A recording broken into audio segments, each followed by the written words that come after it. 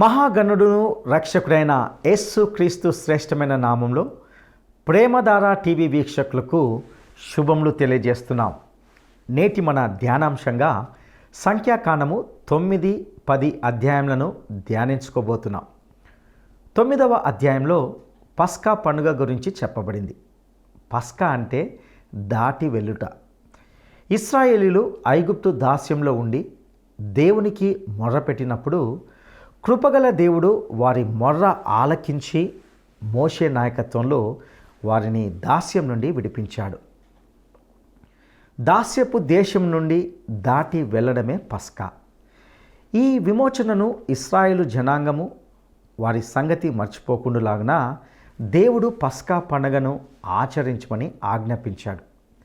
ఇది ఇశ్రాయేలీయులకు నిత్యమైన కట్టడ. ఈ అధ్యాయంలోని 2వ అంశము గుడారంను నిలవబెట్టుట.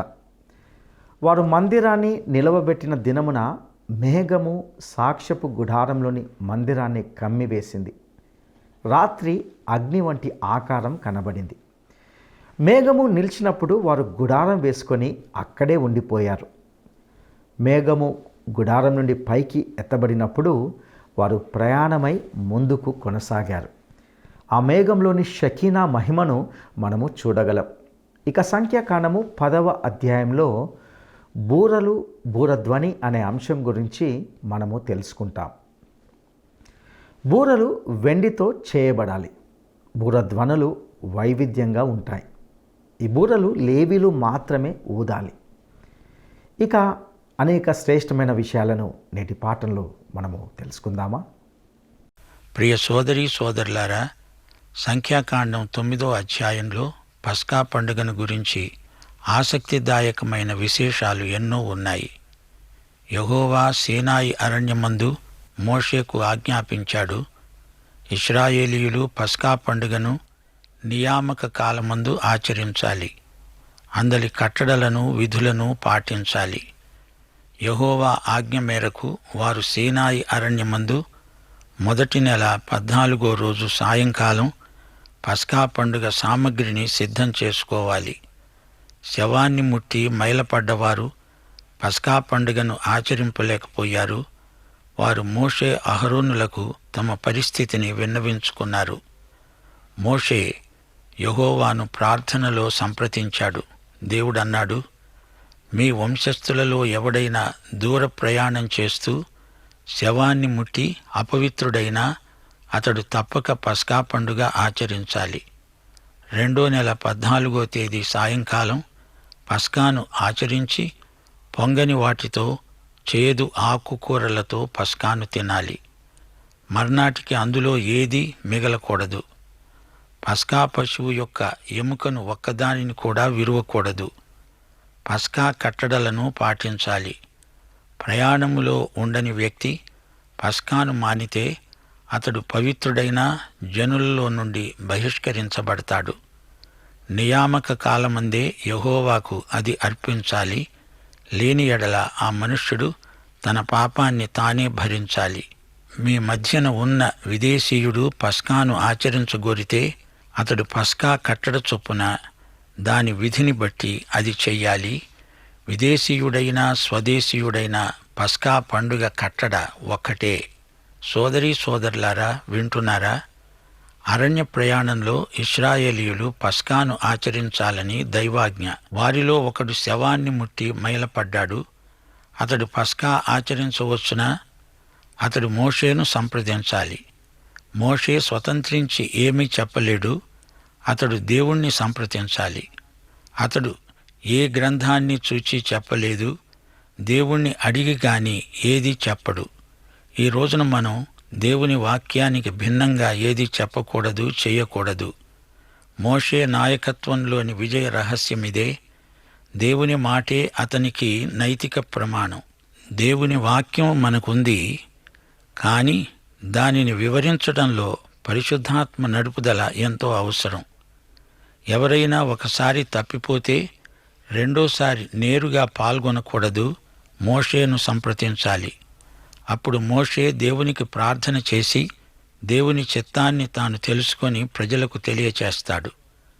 సంఖ్యాకాండం 9వ అధ్యాయం 15వ వచనం నుండి వినండి. వారు మందిరాన్ని నిలువబెట్టిన రోజున మేఘము సాక్ష్యపు గుడారములోని మందిరాన్ని కమ్మింది. సాయంకాలం మొదలుకొని ఉదయం వరకు అగ్ని వంటి ఆకారం మందిరం మీద ఉన్నది. అదేవిధంగా నిత్యము జరిగింది. పగలు మేఘం మందిరాన్ని కమ్మింది, రాత్రియందు అగ్ని వంటి ఆకారం కనబడింది. మేఘం గుడారం మీది నుండి పైకి ఎగసినప్పుడు ఇశ్రాయేలీయులు సాగిపోయారు. ఆ మేఘం ఎక్కడ నిలిచిందో అక్కడనే ఇశ్రాయేలీయులు తమ గుడారాలు వేసుకుంటారు.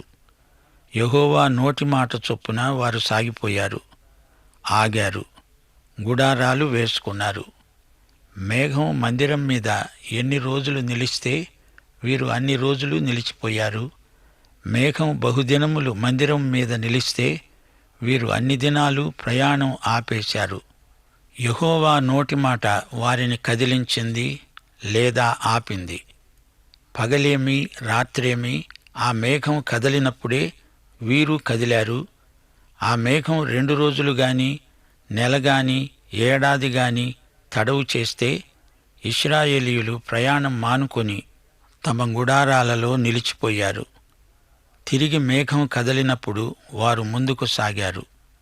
యెహోవా మాట చొప్పున గుడారాలు వేసుకున్నారు, ప్రయాణాలు చేశారు. యెహోవా మోషే ద్వారా ఇచ్చిన ఆజ్ఞలను అనుసరించి నడిచారు.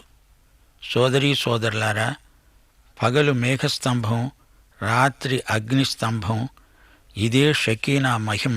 ఇశ్రాయేలు జాతికి అన్యజాతులకు ఉన్న భేదమిదే. అపుస్తలుడైన పౌలు రోమీయులకు లేఖ రాస్తూ ఇశ్రాయేలీయుల ప్రత్యేకతను ఎత్తి చూపుతూ రోమాపత్రిక 9వ అధ్యాయం 4-5 వచనాలలో ఇలా అన్నాడు: వీరు ఇశ్రాయేలీయులు దత్తపుత్రత్వమును, మహిమయు, నిబంధనలను, ధర్మశాస్త్ర ప్రదానమును, అర్చనాచారాదులను, వాగ్దానములను వీరివి. పితరులు వీరివారు. శరీరమును బట్టి క్రీస్తు వీరిలో పుట్టాడు. ఈయన సర్వాధికారి అయిన దేవుడై ఉండి నిరంతరము స్తోత్రార్హుడై ఉన్నాడు. ఆమేన్. గమనించారా? యూదులకు మహిమ ఉన్నది, దేవుని వాగ్దానాలు ఉన్నాయి. ప్రియ శ్రోతలు వినండి. ఇశ్రాయేలీయులు ఈ రోజున ప్రయాణం చేయాలా మానాలా అనేది నిర్ణయించేది మోషే కాదు, దేవుడే నిర్ణయించాలి. ఈ రోజున సంఘానికి శిరస్సు యేసుక్రీస్తే. ఆయనే సంఘాన్ని నడిపించాలి. ఏ సంఘనాయకుడు స్వతంత్రంగా నడిపించలేడు. శిరస్సైన యేసే నడిపించాలి. కొన్నిసార్లు వారు రోజుల తరబడి ఉండిపోయారు. సీనాయి కొండసీమలో సంవత్సరం ఉన్నారు. 40 సంవత్సరాలు అరణ్యంలో ఉన్నారు. ప్రభువే వారిని నడిపించాడు. మేఘస్తంభం కదిలింది అంటే వెంటనే ప్రయాణం మొదలైందన్నమాట. వెంటనే లేవీయులు అన్నీ సర్దేస్తారు.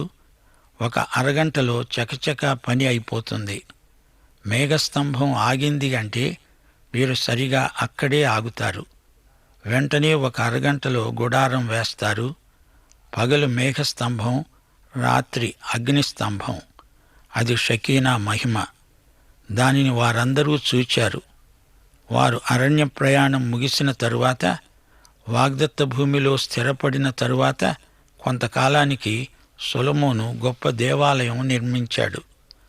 1 రాజులు 8వ అధ్యాయం 10-11 వచనాలు. యాజకులు పరిశుద్ధ స్థలములో నుండి బయటికి వచ్చినప్పుడు మేఘము యెహోవా మందిరమును నింపింది.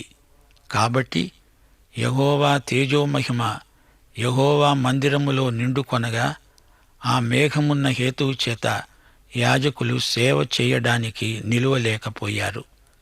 ఆ తరువాత ఇశ్రాయేలీయులు దేవుని నుండి దూరంగా తొలగిపోయారు.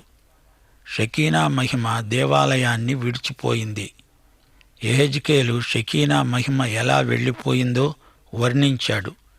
అంచెల వారీగా తనకిష్టం లేకపోయినా వీరి అవిధేయతను బట్టి షకీనా మహిమ వెళ్ళిపోవలసి వచ్చింది. భక్త యోహాను తన సువార్తలో రాశాడు, మనము ఆయన మహిమను కనుగొన్నాము, అయినా ఆయన మహిమను పూర్తిగా చూడలేకపోయాము. యేసు ప్రభు పరలోకంలో తన మహిమను విడిచి వచ్చాడు. కాని దైవత్వం ఆయనతోనే ఉంది. ఆయన రెండవ రాకడలో షకీనా మహిమను తిరిగి చూస్తాము. అయితే ప్రస్తుతం మన మాటేమిటి? దేవుని సన్నిధి విశ్వాసిలోనే ఉన్నది. పరిశుద్ధాత్మ విశ్వాసిలో నివసిస్తున్నాడు, విశ్వాసిని నింపుతున్నాడు. దేవుని ఆత్మ నీలో నాలో ఉన్నాడు. సోదరీ సోదరులారా, ఇప్పుడు 10వ అధ్యాయంలోకి రండి. బూరలు బూరలు బూరలు, బూరధ్వనులు. ప్రజలు కదలిపోవాలి. అక్కడే సీనాయి ప్రాంతంలోనే స్థిరోభవ అంటూ కూర్చోకూడదు. వారంతా పయనమైపోవాలి. ఊహించలేని మేలులతో నింపిన నా యేసయ్యా, నీకు నా వందనం. ఊహించలేని మేలులతో నింపిన నా యేసయ్యా, నీకు నా వందనం. వర్ణించగలనా నీ కార్యము, వివరించగలనా నీ మేలులను. వర్ణించగలనా నీ కార్యము, వివరించగలనా నీ మేలులను. ఊహించలేని మేలులతో నింపిన నా యేసయ్యా, నీకు నా వందనం. ఊహించలేని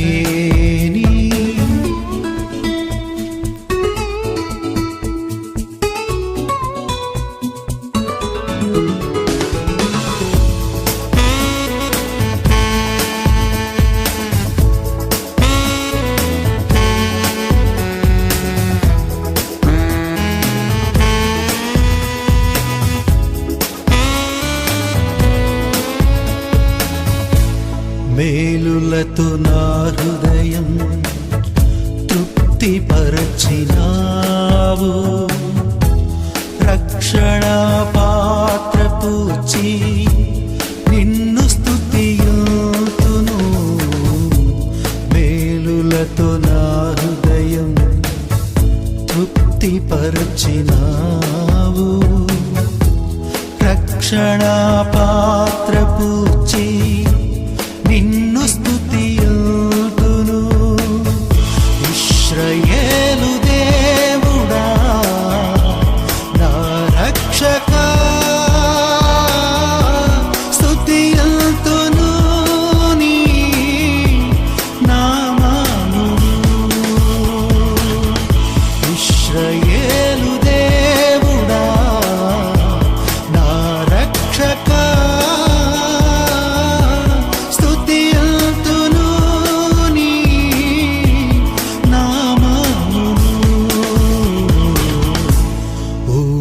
ఊహించలేని మేలులతో నింపిన నా యేసయ్యా, నీకు నా వందనం. ఊహించలేని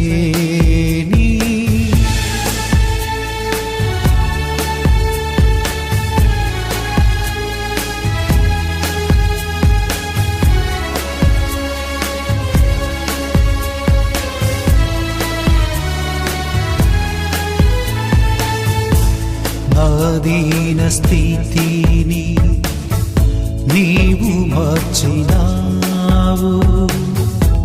నా జీవితానికి విలువనిచ్చినావు. నా దీన స్థితిని నీవు మార్చినావు. నా జీవితానికి విలువనిచ్చినావు.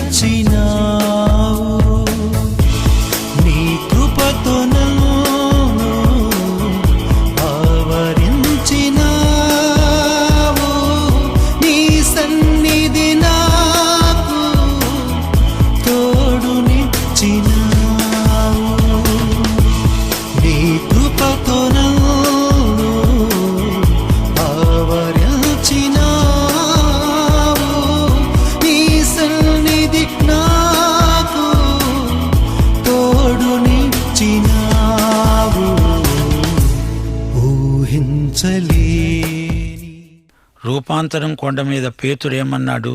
ప్రభూ, మనమిక్కడే ఉండిపోవడం మంచిది. మీ ముగ్గురికి, అనగా నీకు, మోషేకు, ఏలీయాకు 3 పర్ణశాలలు కట్టుతాను. కాని ప్రభువు ఉద్దేశ్యం పేతురు, యాకోబు, యోహానులు అక్కడే ఉండిపోవాలని కాదు. వీరు అక్కడి నుంచి కదలిపోవాలి, ముందుకు సాగిపోవాలి, ఆగిపోకూడదు. బూరధ్వని కదలండని వారిని పిలిచింది. సర్వసమాజం కదిలింది. వారి జెండాలు గాలిలో రెపరెపలాడాయి. దేవుని సన్నిధి వారితో కదిలింది.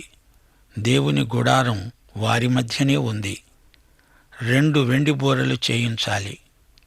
ప్రజలందరినీ క్రమశిక్షితములైన సైన్యాలుగా ముందుకు నడిపించాలి. మోషే ఈజిప్టులో గొప్ప సైనిక శిక్షణ పొందిన వ్యక్తి.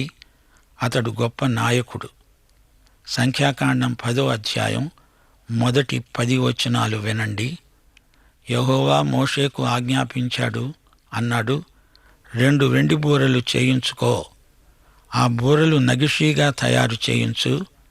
వాటితో సమాజాన్ని పిలుస్తావు, సేనలను తరలిస్తావు. యాజకులు వాటిని ఊదేటప్పుడు సమాజమంతా నీ వద్దకు ప్రత్యక్ష గుడార ద్వారమెదుటికి కూడి రావాలి. ఒకే బూర ఊదితే ప్రధానులు వస్తారు. ఆర్భాటంగా ఊదితే తూర్పు సైన్యాలు సాగుతాయి. రెండోసారి ఆర్భాటంగా ఊదితే దక్షిణ సైన్యం సాగుతుంది. ప్రయాణమైపోయేటప్పుడు ఆర్భాటంగా ఊదాలి. సమాజాన్ని సమకూర్చేటప్పుడు ఆర్భాటంగా ఊదకూడదు. అహరోను కుమారులే ఆ బూరలను ఊదాలి. ఇది వంశపారంపర్యమైన నిత్యమైన కట్టడ. మీరు యుద్ధానికి వెళ్ళేటప్పుడు, మిమ్ములను బాధించే మీ శత్రువులను ఎదుర్కొనేటప్పుడు బూరలు ఆర్భాటంగా ఊదాలి. అప్పుడు యెహోవా మిమ్ములను జ్ఞాపకం చేసుకుంటాడు. మీ శత్రువుల బారి నుండి మీరు రక్షించబడతారు. ఉత్సవ దినమందు, నియామక కాలములందు, మాసారంభములందు దహన బలులు, సమాధాన బలులు అర్పించేటప్పుడు బూరలు ఊదాలి. ఈ బూరధ్వని యెహోవా సన్నిధిలో మీకు జ్ఞాపకార్థమైనది. మీ దేవుడైన యెహోవాను నేనే. అసలు 4 బూరలు అహరోను 4 కుమారులు ఊదవలసి ఉంది. అయితే వారిలో 2 ఆజ్ఞాతిక్రమము చేత మృతి చెందారు. 2 మిగిలారు. గనుక 2 బూరలు తలా 1 ఉన్నాయి. అరణ్య ప్రయాణంలో వారిని తరలించేటందుకు ఈ బూరలు ఊదాలి. ఒకే బూర మోగిందనుకోండి, అప్పుడు అధిపతులు మాత్రమే వస్తారు. ఈ సందర్భంలో మీకు సంఘం కోసం మోగబోయే బూరను జ్ఞాపకం చేయగోరుతాను. అది కడబూర. ఈ కడవరి బూరే యేసు ప్రభు యొక్క చిట్ట చివరి పిలుపు. ఇంతవరకు ఆయన ఎన్నోసార్లు పిలుస్తూనే ఉన్నాడు. లవొదికయ్య సంఘాన్ని చిట్ట చివరిగా పిలుస్తూ యేసు ప్రభు అంటాడు. ప్రకటన 3వ అధ్యాయం 20వ వచనం, ఇదిగో తలుపు నొద్ద నిలుచుండి నేను తట్టుతున్నాను. ఎవడైనా నా స్వరం విని తలుపు తీస్తే నేను వస్తాను. అతనితో నేను, నాతో అతడు భోజనము చేస్తాము. కడబూర మోగింది అంటే యేసు ప్రభువు తన సంఘాన్ని ఈ లోకం నుంచి తరలిస్తున్నాడు అని అర్థం. అదే కడబూర, చివరి పిలుపు. ఆయన కంఠధ్వనే ఆ బూరధ్వని. అప్పుడు విశ్వాసులందరూ కలిసి వస్తారు. అదే సంఘం ఎత్తబడే అనుభవం. బూరధ్వనిని బట్టి ఇశ్రాయేలు ప్రధానులు, సర్వసమాజం కదలటం జరుగుతుంది. అది సాహసోపేతమైన అరణ్య ప్రయాణం. బూరధ్వని యుద్ధ సంకేతం కూడా. యుద్ధం ఆరంభమైంది. సన్నద్ధులవండి అనటానికి బూర మోగుతుంది. ప్రత్యేక నియామక కాలాలలో ఆయా సందర్భాలను అనుసరించి బూరధ్వని తీవ్రత లేక మందస్థాయి ఉంటాయి. ఈ బూరలు వెండితో చేయబడినవి. వెండి అనగా విమోచన. విముక్త ప్రజల కోసమే వెండి బూరలు మోగుతాయి. వారి కదలికకు అది సాంకేతిక ధ్వని, వెండి బూరధ్వని. యెహోషువ నాయకత్వంలో 7 బూరలు మోగాయి. సొలొమోను కాలంలోనైతే 120 బూరలు. అయితే ఇప్పుడు ఈ అరణ్య ప్రయాణంలో రెండు బూరలు. ఇంతకు ఈ బూరధ్వని మనకు ఏమి పాఠం నేర్పుతుంది? ప్రజలు ఎంత క్రమశిక్షితులో చూడండి. బూర మోగగానే అందరూ చకచక తమ విధ్యుక్తాన్ని నిర్వహించడానికి సర్వసన్నద్ధులవుతారు. ఇప్పటికి వారు ఈజిప్టును విడిచి 14 నెలల 5 రోజులైంది. పారాను అరణ్యసీమ వైపు పయనం మొదలైంది. సంఖ్యాకాండం 10వ అధ్యాయం 11, 12 వచనాలు వినండి. 2వ సంవత్సరం 2వ నెల 20వ తేదీ మేఘము సాక్ష్యపు మందిరము మీది నుండి పైకి ఎత్తబడింది. ఇశ్రాయేలీయులు సీనాయి అరణ్యములో నుండి ప్రయాణం చేయసాగారు. తరువాత మేఘము పారాను అరణ్యములో నిలిచింది. ఇంతవరకు దేవుడు వారికి ధర్మశాస్త్రమిచ్చాడు. చేయవలసిన హెచ్చరికలన్నీ చేశాడు. బూరలు తయారైనాయి, అవి మోగాయి. అందరూ ముందుకు తరలిపోతున్నారు. సంఖ్యాకాండం 2వ అధ్యాయంలో మనము విన్నాము గదా, గుడారము చుట్టూరా లేవీయులున్నారు. మోషే అహరోనులు తూర్పు వైపున ఉన్నారు. మెరారి ఉత్తరాన, గెర్షోను పడమట, కహాతు దక్షిణాన ఉన్నారు. వీరి పైగా ఆవరించి 12 గోత్రాలు ఉన్నాయి. యూదా, ఇశ్శాఖారు, జెబులూను తూర్పు, దాను, ఆషేరు, నఫ్తాలి ఉత్తరం, ఎఫ్రాయిము, మనష్షే, బెన్యామీను పడమర, రూబేను, షిమ్యోను, గాదు దక్షిణం. ఉదయం కాగానే మేఘం ఎత్తబడుతుంది. ఎవరికి వారే అంతా సర్దేసుకుంటారు. గుడారం భాగాలు వేటికవే విడదీస్తారు, కదలిపోతారు. మోషే, అహరోను సంకేత నినాదం చేస్తారు.